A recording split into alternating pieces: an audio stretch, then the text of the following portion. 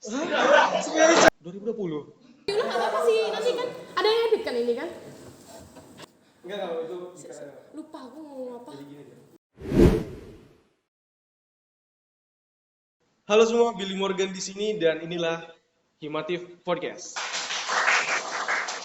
Kali ini kita kedatangan seorang bintang tamu, seorang mahasiswa yang mendapatkan beasiswa Bank Indonesia pada tahun 2020.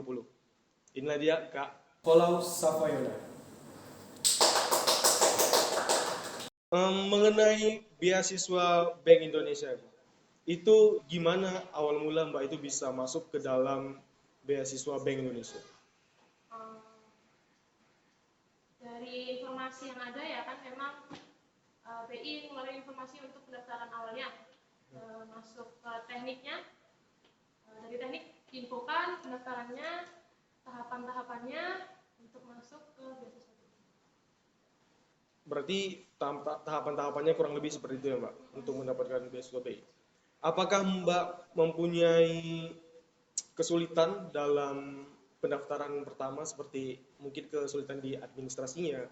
Mungkin berkas-berkasnya sama seperti beasiswa pada umumnya, terus seperti ada kayak motivation letternya, surat aktif mahasiswa juga. Salah satunya juga tidak menerima beasiswa lainnya ya. Iya. Gitu. Berarti di zamannya Mbak gitu nggak ada kesulitan untuk mendaftar ya? Tidak ada. Berarti Mbak itu sangat beruntung karena di zaman saya sekarang ini Mbak 2022 itu untuk mendaftar beasiswa ada kesulitan seperti kartu rencana studinya gitu Mbak, dan beberapa hal lain yang menyangkut siakat. Berarti Mbak udah masuk ke dalam beasiswa Bank Indonesia ini ya Mbak. Nah, apakah jika sudah masuk ke dalam beasiswa Bank Indonesia atau sudah terdaftar di beasiswa tersebut, apakah Mbak diwajibkan untuk mengikuti organisasi yang ada di dalam beasiswa tersebut? Kalau untuk diwajibkan pasti iya ya, karena kita diberi tanggung jawab tuh kan ya. Kita diberi beasiswa, tugasnya cuman ya kita ikut organisasi dari penerima beasiswa itu tadi ya, namanya GENBI. Kita Generasi Baru Indonesia. Generasi Baru Indonesia, itu nama organisasinya Ya, Mbak. betul. Nah, dari organisasi itu pastinya akan ada event-event dari organisasi tersebut ya Mbak. Itu kira-kira apa aja gitu eventnya Mbak, yang Mbak diwajibkan ya Mbak untuk mengikuti eventnya? Kalau untuk ini kan komunitas juga ya, sama seperti organisasi pada umumnya, pasti proker-proker juga ada. Cuman lebih ke menyangkut ke masyarakatan gitu. Jadi lebih kayak terjun langsung ke masyarakat, mungkin sosialisasi atau proker-proker lainnya yang berhubungan. Gitu. Berarti di dalam organisasi itu event itu tertuju untuk masyarakatnya langsung gitu ya Mbak. Ada nggak Mbak itu kayak menemukan kesulitan pada saat menjalankan event itu Mbak? Atau oh ini berat banget, oh ini pertama kalinya saya gitu Mbak? Kalau untuk berat proker ya, sepertinya setiap proker pasti ada susunan organisasinya juga ya. Jadi pasti ditanggung bareng-bareng dari semua yang jadi sisinya apa itu tadi? Pasti namanya Kalau sisi itu apa namanya itu loh. Apa? Ulang kata-kata tadi sah? Kepanitiaan. Oh. Apa? Sebelumnya aku ngomong kepanitiaan apa harusnya sah? Ya. Jadi selama untuk prokernya juga kalau dikerjakan susah atau beratnya tergantung dari kepanitiaannya sendiri sih. Kan memang ada Kepanitiaannya gitu ya Mbak. Di dalam event ada kepanitiaan. Oke Mbak. Nah, mungkin kita sebenarnya terlalu jauh dah sebenarnya. Begini Mbak, Mbak kan udah menyelesaikan administrasi gitu Mbak. Terus selanjutnya itu ngapain? dari tahapannya ya, yang untuk menerima beasiswa itu ada pertama sosialisasi, terus ada seleksi administrasi, lalu ada wawancara nih ada 2, dari tekniknya sendiri, terus administrasi ke UNIF, lalu wawancara dari kantor baiknya sendiri. Oh, dari BI-nya sendiri juga ada ditugaskan untuk wawancara peserta-peserta yang ingin masuk gitu ya, Mbak. Berarti untuk seperti ujian tertulis gitu, Mbak, tes-tes untuk pesertanya apakah diadakan? Untuk tes tulisnya sejauh ini yang saya tahu tidak ada sih. Hanya wawancara itu aja. Jadi cuma wawancara gitu, Mbak. Nah, apakah kan persyaratannya salah satunya IPK-nya nggak boleh lebih dari di bawah 3 gitu, di bawah 3 ya. 3,3. Iya. 3,3 atau 3,2, 3,0. Oh. Kan persyaratan itu nggak boleh di bawah 3,0. Jadi kan yang daftar itu mungkin ada 3,3, 3,6 gitu, Mbak, 3,9. Nah, dari semua peserta yang mengirimkan yang mempunyai IPK sekian, apakah ada kesempatan gitu, Mbak, untuk yang mungkin dia punya 3,1 gitu, dibandingkan teman-teman yang lain mungkin 3,5, 3,6? IPK sendiri sebenarnya banyak apa kalau namanya banyak itu sah yang kayak IPK iya dilihat, terus organisasinya iya dilihat, itu apa namanya? Bukan seleksi apa? No, terlalu tinggi bahasanya. Hah? Enggak. Organisasi. Iya dah itu dah. Bukan, maksudnya macam-macamnya yang banyak, macam-macam yang harus apa sih ya Allah, macam-macam yang dilihat tuh, nggak hanya ya Allah, Allah. Lupa lu.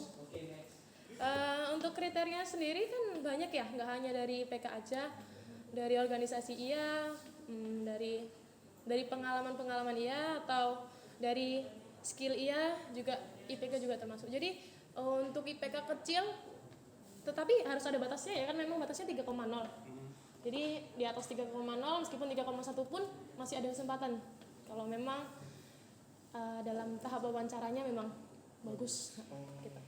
Berarti IPK ini seperti nggak menjadi patokan ya, Mbak, asal dia lulus syarat tidak boleh lebih kecil dari 3,0. Lalu apa setelah diwawancara gitu, Mbak, apakah tidak ada tahap selanjutnya gitu? Atau wawancara itu yang terakhir? Kalau dari wawancara yang kantor BI-nya ya, itu tahap terakhir, nanti ada pemberitahuan yang lolos atau ada yang lolos atau tidak, jadi langsung masuk ke tahap pencairan 1. Lalu gini, Mbak, kita kan mengkaji dari beberapa isu-isu dari tahun ke tahun, ya kan? Kalau beberapa orang itu dia masuk ke dalam beasiswa Bank Indonesia ini dengan menggunakan bantuan dari orang-orang dunia lain gitu kan, Mbak. Maksudnya bukan gara-gara dia sendiri gitu, tapi ada orang yang membantu, tapi mungkin orangnya dari dunia lain gitu. Kita kan nggak tahu. Gimana tanggapan Mbak terhadap itu? Untuk bantuan dari orang dunia lain ya? Iya. Saya kurang tahu juga. Kalau memang ada bantuan orang lain dari kampus pun di kantor BI-nya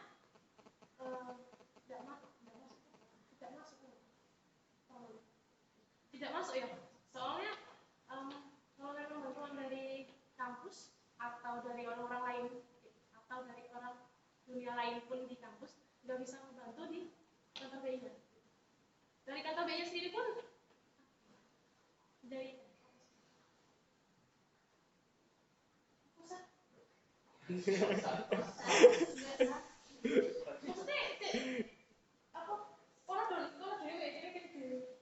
Di sana tuh nggak dibantu gitu. Apa kata itu? Jauh dari itu, Mas. Kan podcastnya full. Kamu termasuk berapa?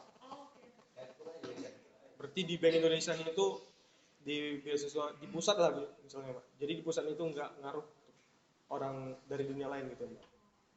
Kalau memang faktor dari orang dunia lain itu sebenarnya di kantor BI-nya sih tidak. Tapi kan gini dia, Mbak, dia memang nggak mematikan peserta di atas, tapi dia mematikan peserta dari kampusnya gitu. Jadi banyak orang yang daftar, nah yang banyak ini bisa aja kan nggak diseleksi atau gimana, nah gitu Mbak maksudnya.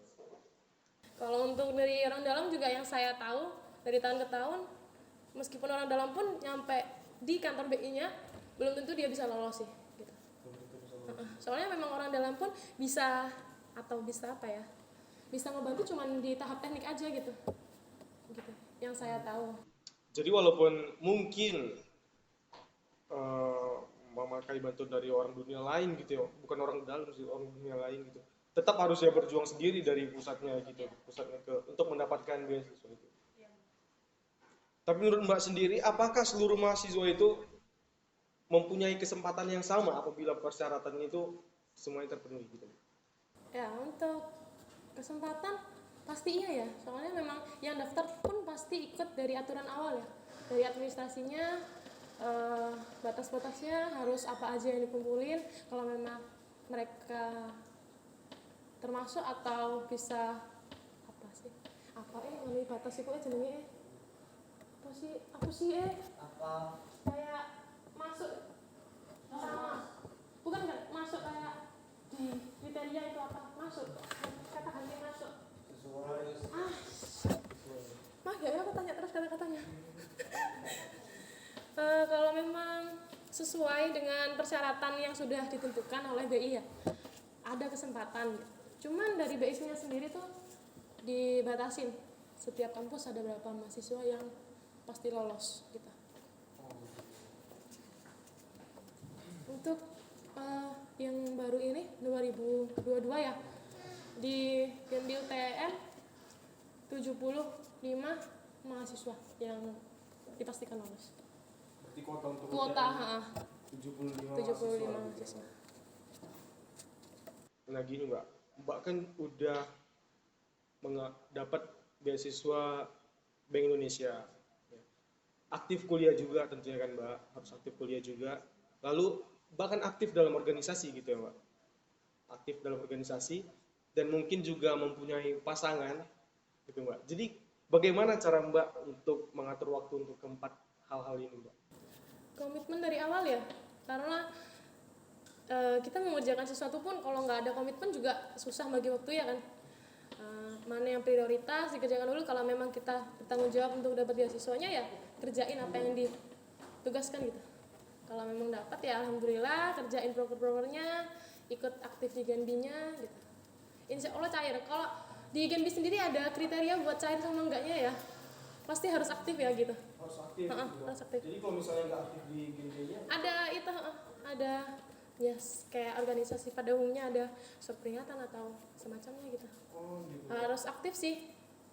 Jadi kalau misalnya nggak aktif lalu ada surat peringatan ya? Iya.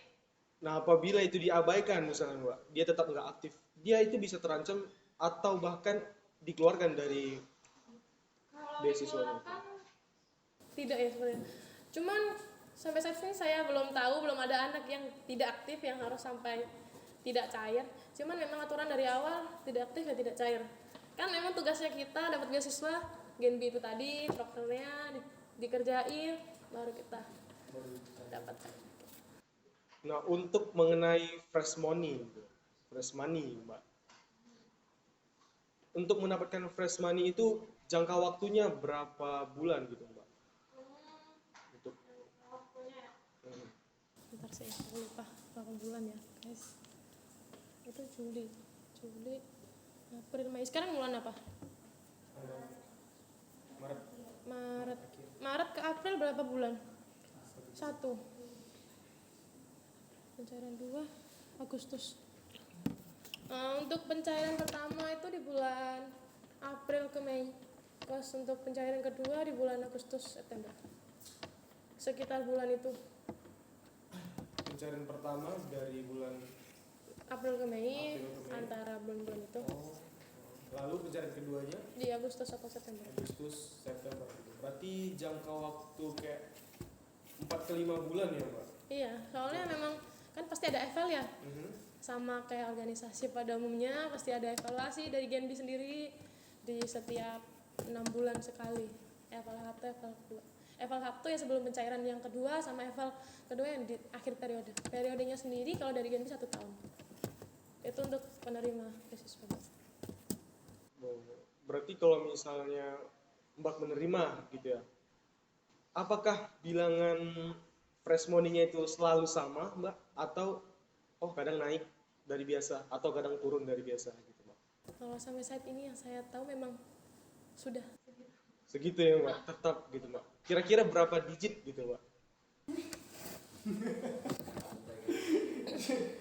Oh, berarti 1 digit ya, Mbak? Iya, 1 digit. Betul-betul nilai yang sangat. Nah, ya makanya kan kita diwajibkan nih ikut Genbi kan proker-prokernya. Ya sebanding lah ya kan dari nilai sama proker yang gitu. Nggak susah-susah amat sih. Sama kayak organisasi pada umumnya. Tapi Mbak sendiri keteteran nggak? Ya kan? Untuk di Genbi, sekaligus di kuliah, sekaligus di organisasi mungkin, Mbak. Untuk mengurus beberapa hal itu sempat keteteran nggak gitu, Mbak? Kalau sempat keteteran, enggak ya. Soalnya di Genbi karena banyak yang online, jadi memang enggak yang harus meet langsung, ketemu langsung gitu. Jadi serba online kan sekarang terus dari Genbinya sendiri biasanya prokernya banyak ini seminar ya namanya ya. Iya, seminar-seminar gitu dari Genbi gitu. Jadi kita diwajibkan ikut gitu. Kayak materi bahasa Indonesia nih. Entah tentang materi ini, materi apa, pasti BI ngeluarin materi-materi gitu. Setiap bulan pasti ada. Setiap bulan pasti ada. Itu dari kantor BI ya. Kalau ini kan GenBI ini merupakan organisasi gitu, Mbak, yang dipimpin oleh mahasiswa tentu, Mbak. Iya. Iya. Strukturalnya itu mahasiswa berarti yang semua ada dalam GenBI. Apakah Mbak ini mempunyai jabatan di dalam suatu struktural itu? Iya, pasti. Kalau saya sendiri di tahun 2020 kemarin jadi siapa departemen ya? Siapa departemen saya? Oh iya, divisi. Ya, saya di divisi Kominfo di anggota. Jadi anggota di Iya. divisi Kominfo. Penanggung jawab desain, segala desain. Oke, Mbak. Berarti kayak Kominfo pada umumnya. Iya, di semua Kominfo guru, pada umumnya. Di semua organisasi gitu ya, Benar, Mbak. benar. Pasti mengurus desain, pamflet dan segala macam, Mbak. Kira-kira apa aja? Mbak kan masuk divisi Kominfo ya, Mbak. Kira-kira di organisasi GenBI ini apa aja? Kalau untuk divisinya juga ada divisi Humas, KWU, Pendidikan, Kominfo, Lingkungan Hidup, sama Kesehatan. Berarti lumayan banyak. Berarti cukup banyak ya, Mbak, divisi-divisinya dari GenBI-nya sendiri. Karena Mbak kan menjalankan GenBI ini secara online ya, Mbak. Apakah kalau misalnya offline gitu Mbak bisa pergi mungkin keluar dari provinsi untuk ketemuan dengan anggota-anggota Bank BI lain, beasiswa Bank BI lain atau gimana, Mbak? Sebenarnya lebih asik offline ya, karena kalau offline kan pasti sama teman-teman ketemu nih, ada acara di kantor BI kita datang gitu ya kan. Kalau online ya serba online semua ya, kita nggak bisa ketemu langsung bareng Secara langsung teman-teman gitu, ya. Mbak. Berarti kalau misalnya ketemuan secara langsung, Mbak bisa memungkinkan untuk selalu keluar kota. Iya mungkin, pasti, Mbak, juga, pasti. Banyak acara BI-nya itu banyak, dari kantor BI-nya itu banyak pasti. Dan itu nggak hanya di UTM, maksudnya nggak hanya untuk UTM ya. Biasanya ke semua Genbi, misal kampus-kampus yang udah perjanjian kemarin kan ada kayak UNESA, ITS gitu, bisa gabung gitu. Jadi sebenarnya kalau misalnya offline bagi ini enak banget ya, keluar kota terus pastinya ya. Dan itu semuanya dibiayai oleh bank BI itu sendiri. Untuk BI-nya sendiri tidak ada biaya seperti itu ya, maksudnya ada acara BI kita disuruh ikut nih, itu nggak ada biaya dari BI gitu. Kan kita untuk biayanya sendiri udah diserahkan ke kita semua ya, sesuai nominal yang awal tadi gitu.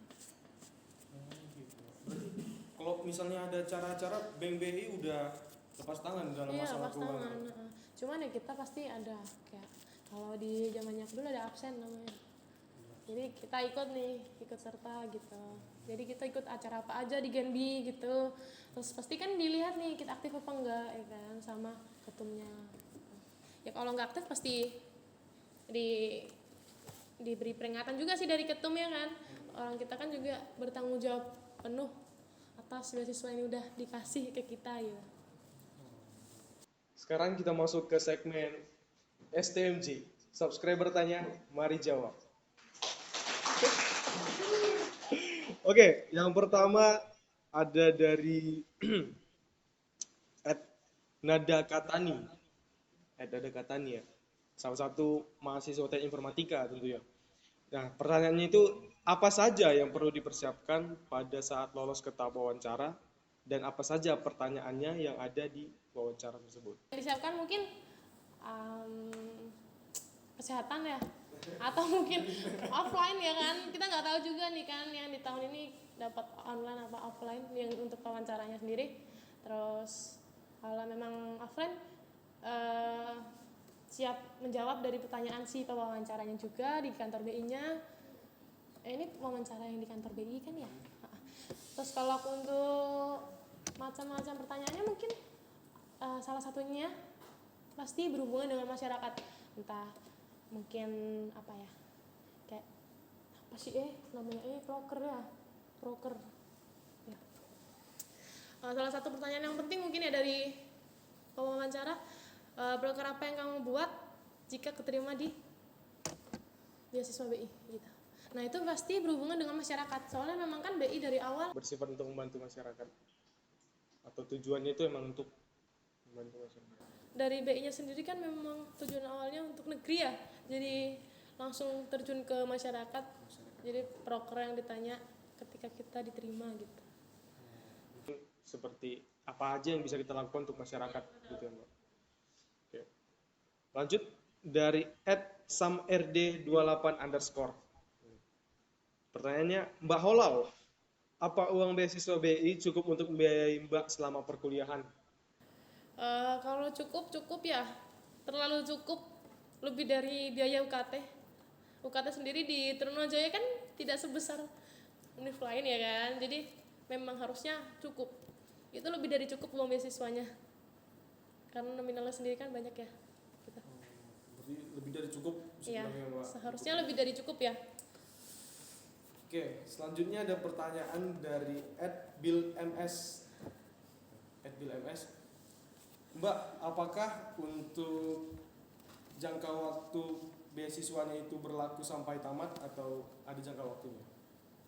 Jangka waktunya beasiswa BI ini 1 tahun. 1 tahun. Ya. Oh, jadi nggak sampai Mbak tamat gitu, Mbak, dari awal penerima? Enggak, bukan bidik misi ya. Ini beasiswa ya kan? Bukan bidik misi. Iya, bidik misi. Yang dari awal sampai Beasiswa. akhir Ini 1 dibiayain tahun. terus. Ya. Padahal Beda. mereka mampu, Mbak. Ini kok bener ya? Bukan bidik misi berarti ya, Ya, Mbak? ini bukan bidik misi. Ini beasiswa, jadi ada periodenya ini 1 tahun. 1 tahun berarti jangka waktu penerimaan. Berarti kayak Mbak bilang tadi, 1 tahun 2 kali penerimaan ya, Mbak? Iya, 2 kali penerimaan. Setiap eval. Bisa eval. Sebelum eval Pak. Untuk segmen STMJ sudah selesai. Mungkin kita ke beberapa pertanyaan yang lain ya. Untuk Mbak Holalnya sendiri. Kan banyak nih Mbak yang mahasiswa yang ingin mendaftar ke dalam Bank BI. Ya, menurut Mbak apa aja yang perlu mereka persiapkan gitu Mbak secara matang supaya untuk meningkatkan lebih tingkat kelulusannya lebih tinggi gitu Mbak daripada yang lain. Ikutin terus ya itunya ya, informasinya. Di Himatif juga pasti ada kan ya. Pasti informasinya juga nggak mungkin telat ya. Diikutin terus berkas-berkasnya lengkapin. Kalau bisa jangan ada salah satu yang melenceng ya, harus sesuai gitu ya. Soalnya kalau nggak sesuai emang nanti riskan di univnya gitu. Bagian administrasinya nanti gitu. Terus kalau masalah wawancara ya jawab sesuai kemampuan, yang ditahu apa kalau nggak muluk-muluk bahasa Indonesia apa ya, pokoknya jangan sombong.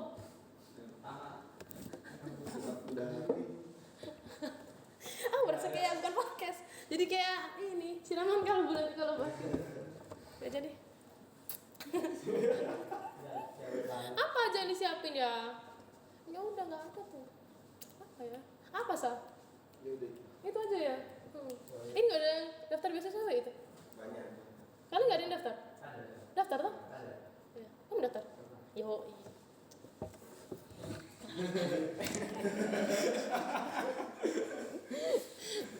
Oke, Ya Mbak. mungkin itu aja. Ya itu dia. Nah, Kan seperti yang saya bilang tadi, saya juga salah satu yang mendaftar dalam beasiswa B ini. Mungkin sepatah dua patah kata Mbak untuk orang-orang yang mendaftar, mahasiswa-mahasiswa yang mendaftar, yang seperti saya, supaya saya ini lebih semangat gitu Mbak untuk mendapatkan beasiswa Bank Indonesia ini. Nah, satu kata dari saya ya, semangat. semangat. Iya dong, kita kudu semangat ya kan. Cari cuan ya kan namanya ya kan. Heeh. Kita kudu semangat. Nah, beasiswa nih ya kan. Enggak yang ini tinggi dong, BI dong ya kan. Kudu semangat. Harus semangat ya, Mbak. Ya harus.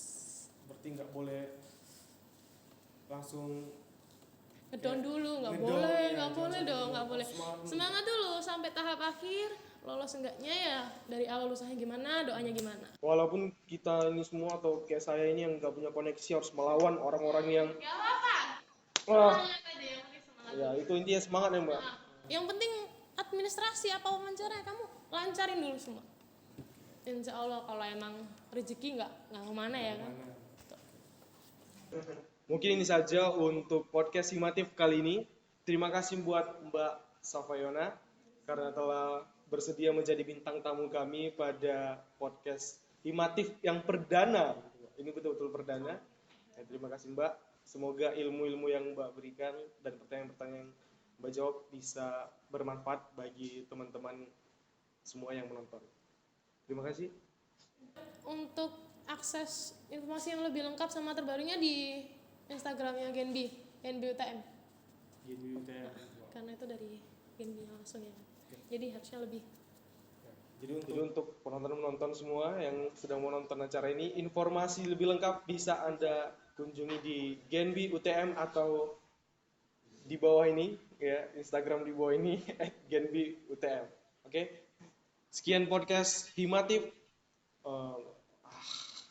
Sekian Himatif podcast kali ini. Saya Billy Morgan Sembolon. Saya Hala Safayana. Pamit undur diri. Bye.